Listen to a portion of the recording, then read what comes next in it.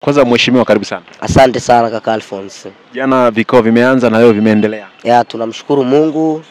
Tunaendelea kujifunza tukiwa kazini pia. Bwana, hoja ambayo imeibuka ni kwamba wewe ni msanii wa Bongo Flava lakini pia ni kiongozi. Vipi kuhusiana hizi rasta sasa? Maana kamati nazo za maadili zinakutaka unyoe. Na ni mimi pia nikiwemo ni mjumbe wa kamati ya maadili. Cha kwanza mimi ambacho naweza kuambia watu. Rasta ni imani. Ni imani, lakini tu ukitoa imani, hata mimi kwenye dini yangu kinachoniambia kwamba rasta ili isiwe rasta, iwe nywele ya mtu. Yaani nywele ya mtu, fuga nywele yako umekata, ndio mimi nakuja naichukua naweka. Hiyo ndio haifai. Lakini nywele ikiwa ya kwako, ina maana kwamba mimi hata kwenye ibada na swali, kwa sababu ni nywele yangu.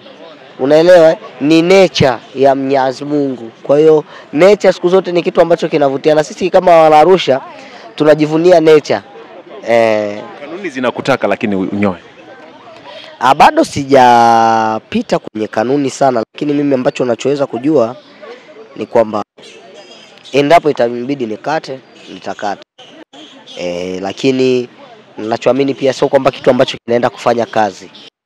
Aliyekuwepo hapa ni mtu mwingine tofauti kabisa. Lakini endapo itahitajika, nitakata. Lakini pia kumbukwe pia nina kazi, hii sio kazi. Nina kazi ambayo kazi yangu mimi ni ya sanaa, ambayo inajumuisha vitu kama muonekano na nini.